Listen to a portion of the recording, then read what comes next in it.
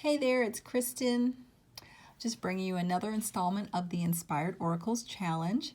And I really had every intention to collect some information and pull it together so that I could present a video on Charmcasting and creating a Charmcasting oracle. So I've been doing that for a number of years. I have a series of blog posts that I've written and compiled into an article, so I will share that in a link below. I also teach a class on Udemy on Charmcasting called Discover Fortune Telling with Charms, so I will put a link of that in the comments below. But I'm really super excited because I found an Instagram challenge that already existed that someone just created. She goes by, her name is Sarah, and she goes by Wonderstrumpet on Instagram, and she is starting a found object oracle challenge. So I thought, this is perfect. I don't really have to go through all of my stuff. I can go through her challenge and just show you the process of making a found object oracle, or as I like to use, it's just charms. So you might have heard of bone divination. Charmcasting is more of a modern version or twist on that. But you don't have to use charms. I just have a pretty large collection since I've been doing this for a number of years. But you can use whatever you find. So she writes here, let me see if I can, and I'll put a link to her Instagram post so that you can see this whole challenge, because there are actually 30 days that you can work on this.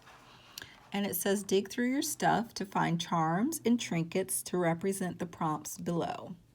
Add and subtract as necessary. So I took on this challenge and went through my charms and trinkets to see if I had something that would represent everything on this list.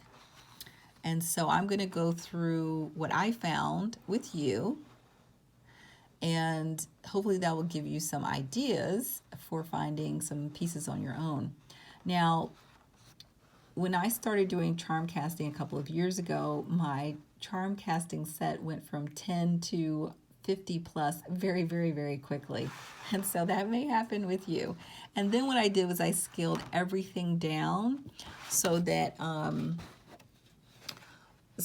I would be able to really see everything more clearly. Let's see if I can focus here. And the reason why I say that is because when you get a whole bunch of charms, even 30, for doing readings, it will take you hours and hours. And it's a lot of fun, but it is very time consuming. So the charm set that I typically work with most often only has like 14 charms or 15 pieces total. But I really find it a lot of fun just creating sets, like coming up with sets. And I love that she gave some really great prompts. I think these prompts are very thorough. And so I've kind of created a new set here, which is it's kind of a mix of probably some of my original pieces and some new pieces. So I thought this would be a really great idea for you. And also just think about it in terms of creating any oracle. The prompts that she shared are really great symbols. They're really great for just thinking symbolically. So what I'm going to do, these are the pieces that I'll probably put together for this strumpet oracle, as she's calling it. And what I'm going to do is just empty everything out of here first, and then go through each piece one by one.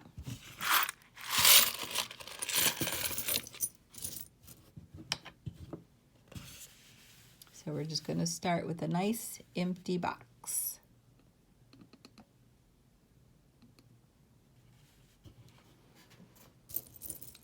Now, let me show you just real quick.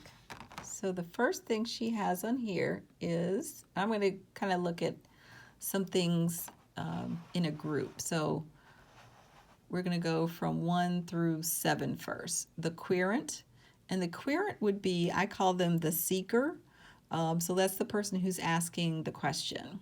And then feminine, masculine, earth, air, fire, water, all of the elements. So I'm going to show you what I've come up with to represent those things. So the first thing, the querent, this is my absolute favorite charm. This is the monkey charm. I love him because his arms and his legs move. And so I do use him in this, I do use the movableness about him to show different things. So first of all, I think about his head. Wherever his head lands, that's showing what he's thinking. Wherever his hands are landing, that's showing what he's reaching for.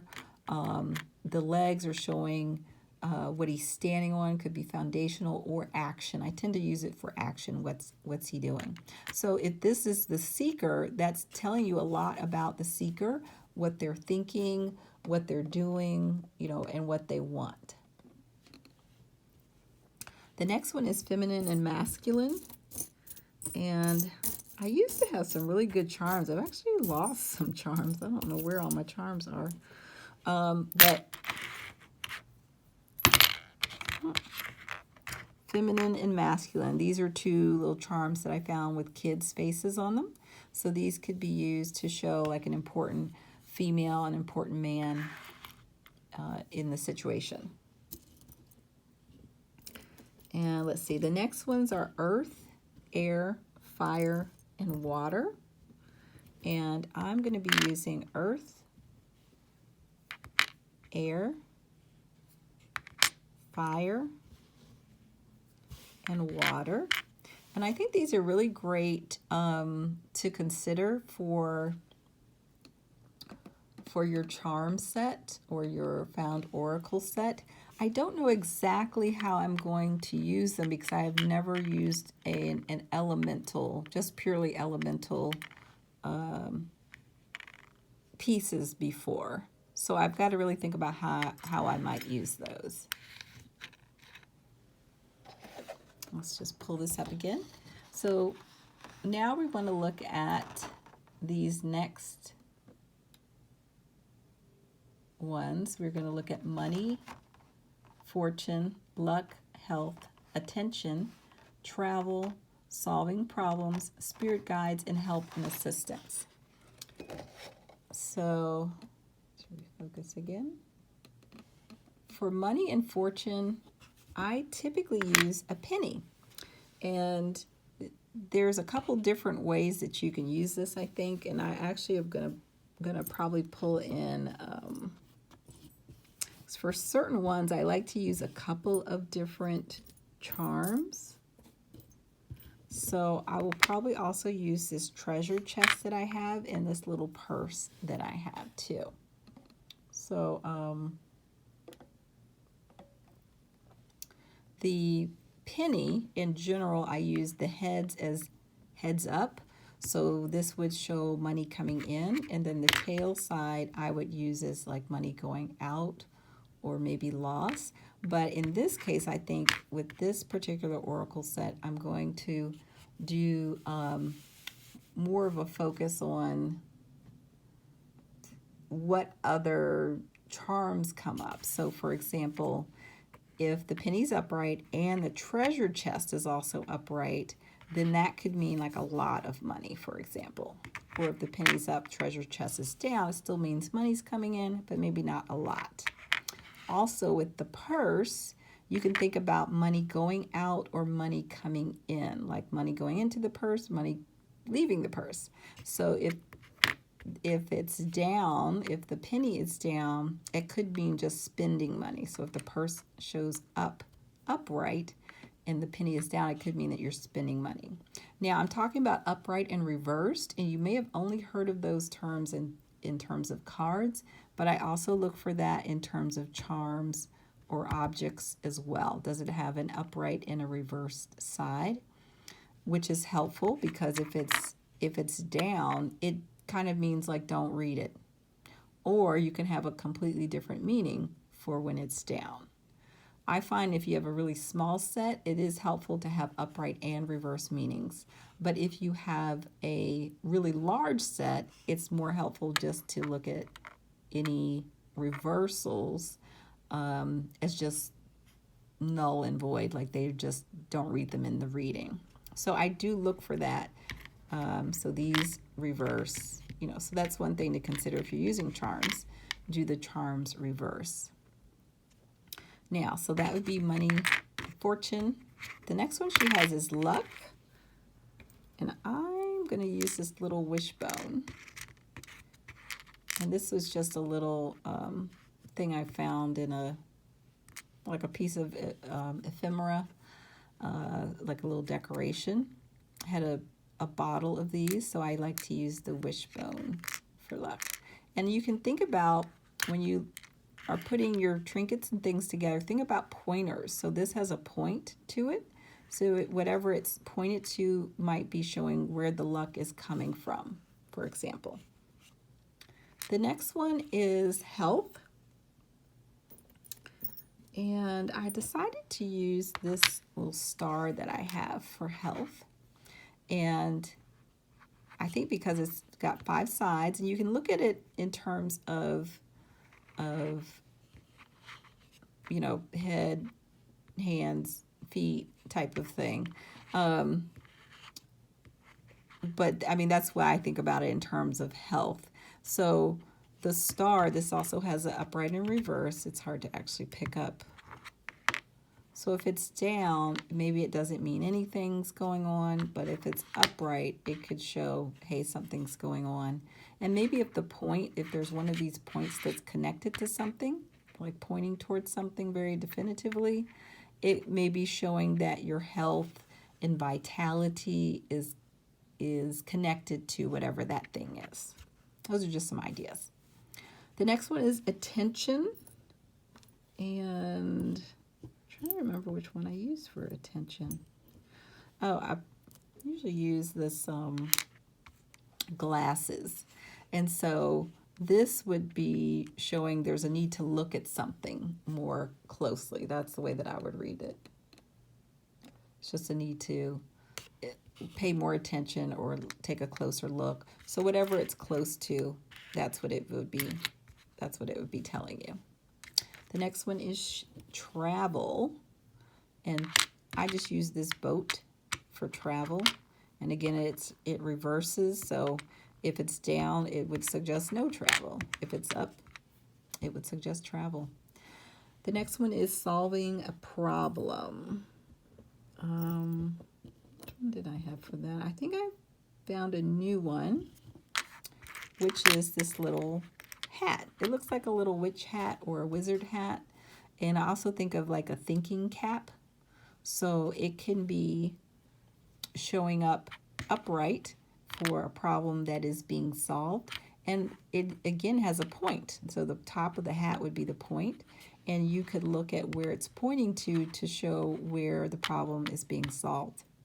Now, I do want to let you know, if you've taken my Discover Fortune Telling with Charms class on Udemy, that the charms I'm showing you are very, very different from the ones that we use. I purposely use very simple charms and things that you can find. So I use some different charms, but it's not so much about the specific charm that you use. It's just about what you associate it with. So that's really what you're creating with this oracle, is you're creating a set of symbols and associations to them. The next two are spirit guides and help assistance. Now, I actually use just one charm for that, and it is this angel charm. And I use it for both spirit guides and help and assistance. So I'm looking at it like your spirit guides are helping you, or there is help and support available to you.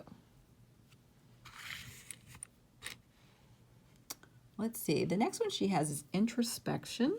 And that's a really neat one. Like, I haven't seen that in terms of a symbol, but that is a really good symbol to have, because sometimes you can see that someone is really kind of doing a lot of deep thinking or ruminating over a subject.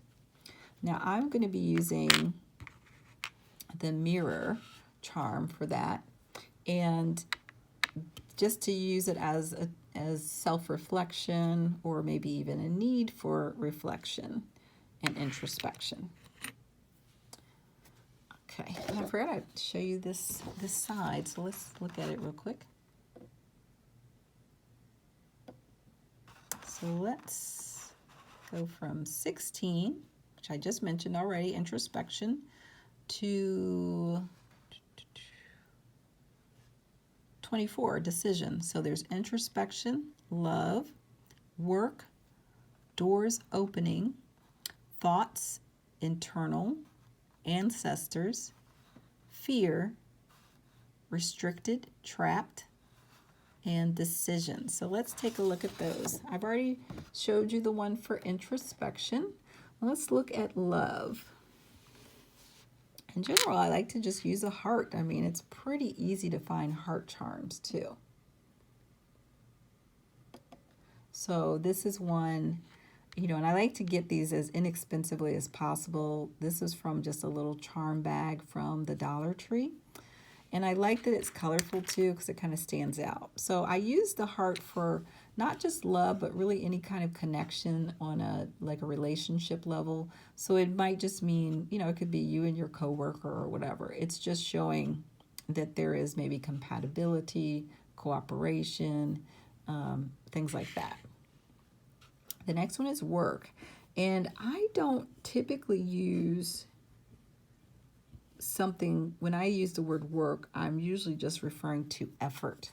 So in this case, I found this. This is, I don't remember where I got this. It's not technically a charm, but it's a little plastic piece with a math problem on it. And I do consider math work and effort. So I'm going to use this one for work. And like I said, I usually just think of it as where is there a lot of effort. So if this one shows up upright, it's showing that you're putting a lot of effort, work, difficult, something's difficult maybe. You're putting a lot of effort into something. The next one is doors opening, which I really liked. And I like that she had something like that. I don't have any charms that are doors. So what I'm going to be using is this shell. And so the shell is down, or the shell can be up and open. So I'm looking at the shell up as openness. It could be a door opening, an opportunity.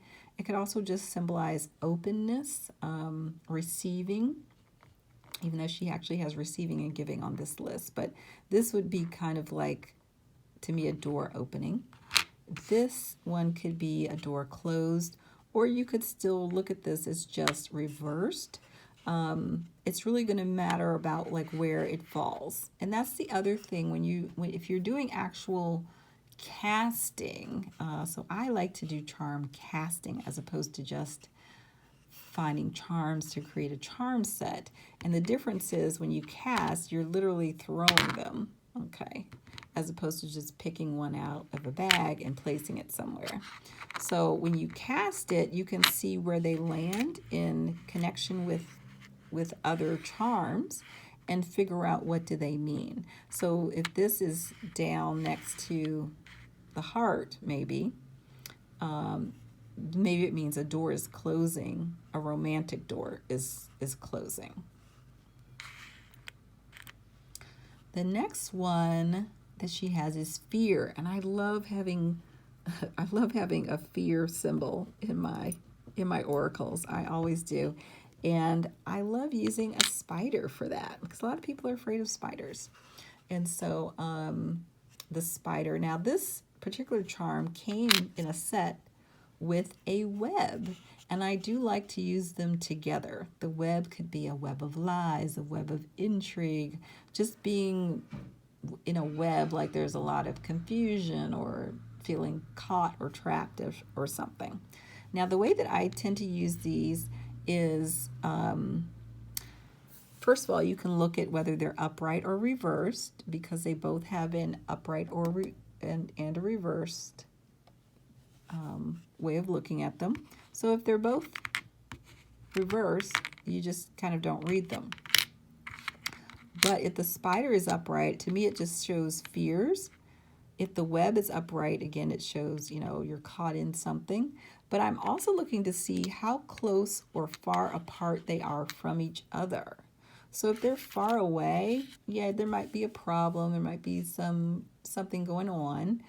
But it's going to be more trouble if they're pretty close in proximity to each other. So now we've got fears and lies together. That's the way I look at it. Like, so that's a bigger problem. The next one is restricted and trapped. So again, I could use this one, and I might just keep that one in and just use that one. I had pulled out my handcuffs for restricted and trapped, but the way that I tend to look at this is as a joiner. It kind of connects two things together. So let's say,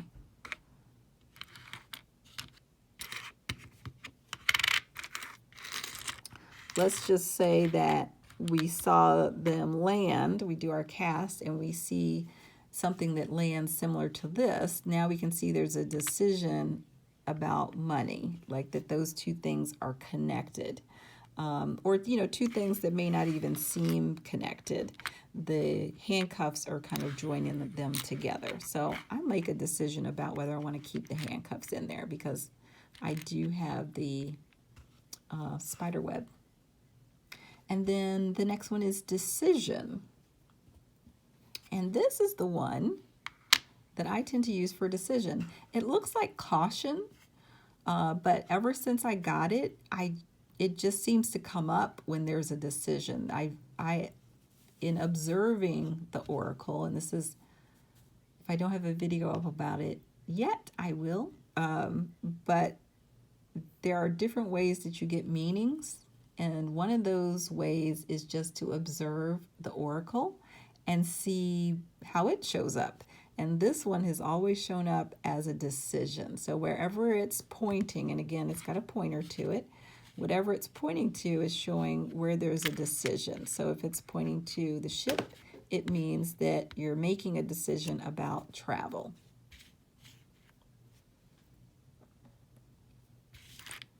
Okay, so let's look at the last few here.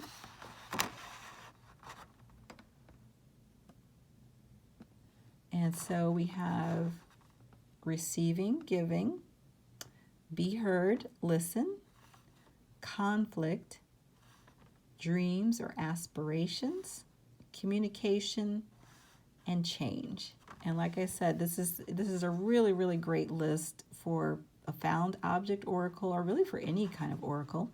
And again, this is, you could use hashtag Strumpet Oracle if you want to post on Instagram, or and she also has a Facebook group too, where you can share. So I'll put those links in the description. So let's go through these last few. Receiving and giving, that one was kind of hard because I tend to use more of a cup for that, receiving and giving, or yeah, so I had to really look through my set, and what I've decided is I'm going to emphasize the giving with this particular charm. It says love, and it's an arrow. So the arrow, again, we're looking directionally. Let's make sure you can see what I'm pointing to, because this is a small charm. So the arrow is going to point to what you're giving. So I'm using the arrow kind of as a sign of where your energy is going, or what you're giving to. I think I'm gonna play around with it a little bit more in my head. And then I also look at this charm that we've already looked at as receiving, like as a little cup. So I'm still playing with that, receiving and giving, and how that might work out. The next one is be heard and listen. Oh, you know what? I skipped one. Actually, I skipped a couple. I'm going to go back to those now. Let's see. Oh, don't know how I skipped all those. I think I was so excited about fear. I skipped thoughts internal and ancestors. Let's see. Internal thoughts, I think, I don't know that I have one that's separate for internal thoughts, but I do have this question mark, and that will show up next to things that you're questioning. So that's how I think I'm going to really interpret that particular one. Yeah, so this will show what you're thinking about or what you have questions about. And then ancestors, I found this pretty bird, and I'm going to use that one for ancestors. It is reversible, so if it shows up, it's like saying there's a message from one of your ancestors. I tend to use ancestor work more in terms of ancestral healing. So to me, if this little bird shows up somewhere, it's going to be saying, hey, there's something that is passed through your ancestral lineage that needs to be examined. It could be a pattern or timeline that needs to be changed or healed, rather. And so that's how I will probably use this one. Let's see, did I catch up on everything? Doors opening, we did that. Thoughts internal, ancestors, fear, restricted, trapped, and decision. We did all those. And then we did receiving and giving with the little arrow, be heard and listen. Be heard and listen. That one, I actually think we're going to use this little word charm. So I do encourage you, if you have these word charms, there are quite a few sets that you can find. I know in the Tim Holtz ephemera stuff, he's got a bunch of sets with these. I think this is probably where one of these comes from. But they're just words. They're really nice words that they're different sizes. This is a larger one. I know I have a set of smaller words. And they come in really handy. So if you can't find a charm that fits, you might be able to find a word charm that works out. So I'm going to use this for listen.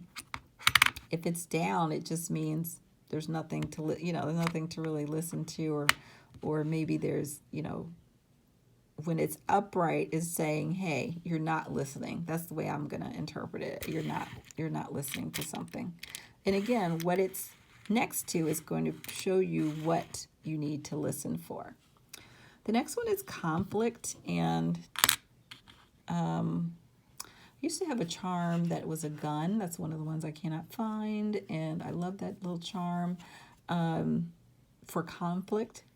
But in my class, I use this skull charm because it's a little easier to find these. You can find these skull charms almost everywhere. Sometimes they're this size, sometimes they're smaller, but the skull and crossbones is pretty easy to find. And I use it for conflict, like that you're having some sort of conflict with someone.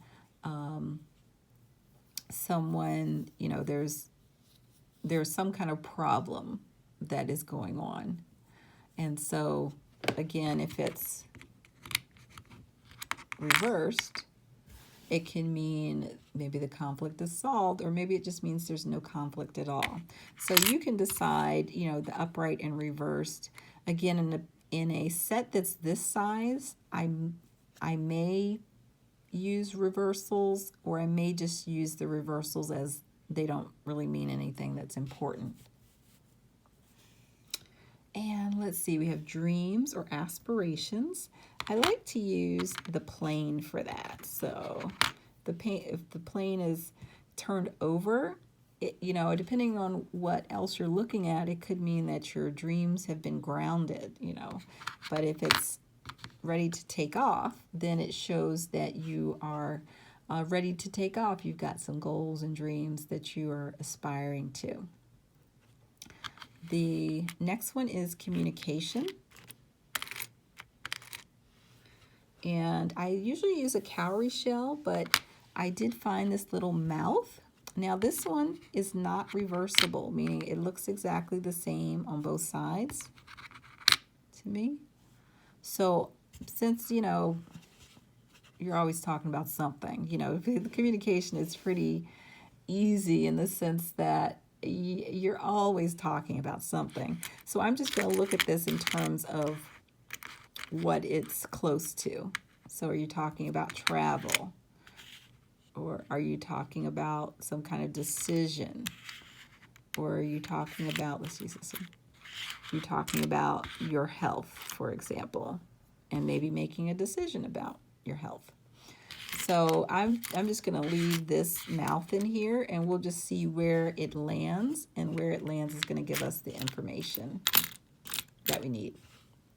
And the last one is change.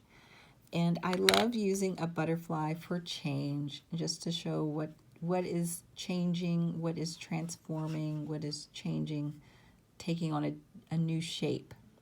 And so that is the Found Object Oracle Challenge. And those are the prompts that were given.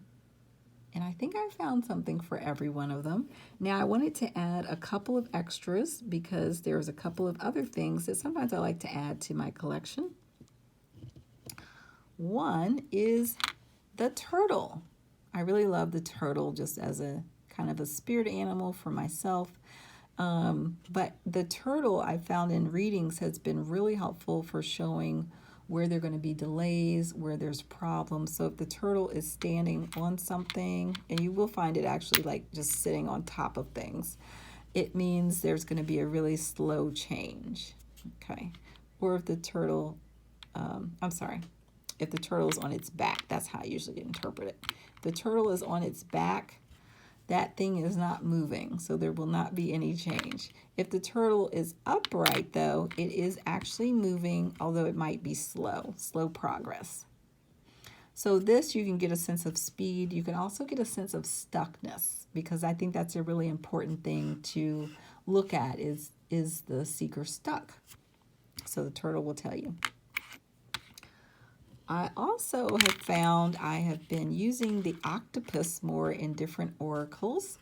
You'll see it like in cards and other things that I make. The octopus for me is somebody who is very, very busy. They have their hands in a lot of pots and they're trying to do a lot, maybe too much multitasking. So that's how I use the octopus. I like the anchor for showing things that are permanent or long-term, things that are stable, things that aren't like going anywhere. Now this one is not reversible though. So I will just have to look at it in terms of where it lands. So wherever it lands, it can just be showing a long-term situation, or it can be showing something that is has some stability with it.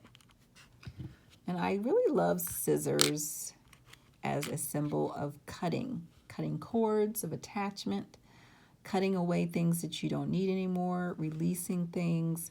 And so to me, the scissors are showing, and again, it's pointer, it has a pointer, it can be showing what is being cut. So if the scissors are pointing toward this skull and crossbones, it's showing there is a conflict, there is a problem, but it's being cut away. That problem is being cut away. And then the last thing, actually, hold on, let's see. It's not the last thing. One of the things that I had in my old set was just this circle. And I used this for a cycle. So something, whatever was in the circle, and you would find things would be in the circle, but it would show like a full cycle of learning. I'm going to show, let's say that the penny was in the circle. Then we're really looking at a cycle of learning about money, wealth, spending, budgeting, things like that. And like not surfacey stuff, but really deep stuff. Like this would be a cycle that's probably gone on for years, maybe in the person's life, and they're finally getting to a point where they're learning their lessons, where they're not repeating the same mistakes. So that's how I use this circle. I don't know what this was. I think it was in some jewelry or something like that. I don't know. And so now the last tool that I use in my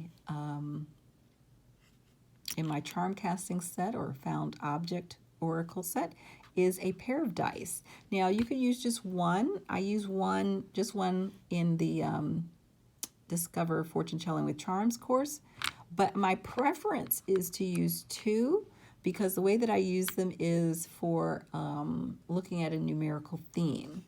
And it's just, with one, you only have 6 possibilities, but if you have 2, you can look at numbers that you roll from 1 to 9. And yes, I said 1 to 9 because if you have, for example, a 6 and a 4, you add them together, you get the number 10, which is the number 1. So if you think about reducing all the numbers to 1 through 9, now you can do some numerology with them. If you understand numerology, now you would know this is the person that you're reading for is in a 1 numerical theme. They're generating a 1 vibration. They're all about doing stuff that's new. They want to start something. They're impatient. All of that you already know. And I find that that's really super helpful. I use numerical themes all the time in my card readings. And they're equally helpful when you're doing your readings with the charm set. And what happens is when you get a whole bunch of charms or trinkets or found objects and you throw them, especially if you cast them, it's going to be so much fun. Okay, I want to say that first. It's going to be so much fun. But then you might be overwhelmed and you might go, well, where do I start? What do I start with? How do I read all these things? And that's where the dice are really super helpful, at least for me, because I look at that theme, whatever theme is showing up, and that's where I start. So again, if we were looking at this as 1 numerical theme, we would know that that person's, like, their real question is, when can I get started?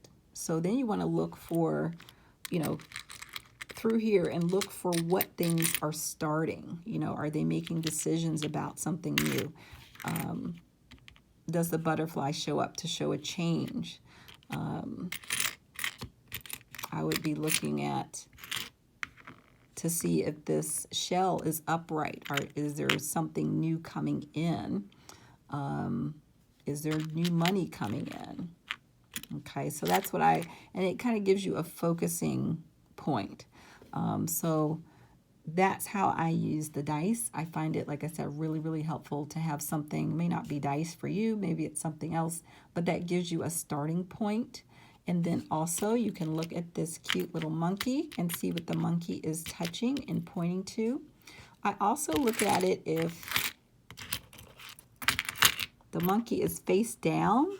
It's a whole different vibe than if the monkey is face up. So if the monkey is face down, maybe the person is exhausted, or maybe they've, gone through a lot of stuff and it's just worn them out on an emotional level. So I also look at whether the monkey is face up or face down too. So I hope that gives you some ideas for putting together your own found object oracle. I want to thank Sarah of Wonderstrumpet for this really wonderful found object oracle challenge. I will again put a link so you can find this post and you can find the entire prompt list, because I just think these are really, really great prompts. Like I said, whether you're doing a found oracle or some other oracle, these are really, really great prompts. I can always tell when people do prompts like this, whether they do real readings, and to me these are prompts from a real reader. So somebody who's thought about all the different types of things that you might ask and you might need to know. So this is another idea for inspired oracles. And if you put together some sort of found object oracle or charm casting oracle, bone divination set for your inspired oracles, I'd love to see it. Like I said, you can use Instagram and post. If you do this Strumpet oracle, use her hashtag Strumpet oracle. You can also add the hashtag Inspired Oracles Challenge if you're using one of the prompts. You can, think about your whole set as being inspired by something. I've seen people do a whole set that is all nature items, like literally items from nature. So we do have a nature prompt. April, I think it's April. So, be creative with this concept of creating your found oracle object. And share on Instagram. If you do a video, let me know and I will share it here in the Inspired Oracles Challenge playlist.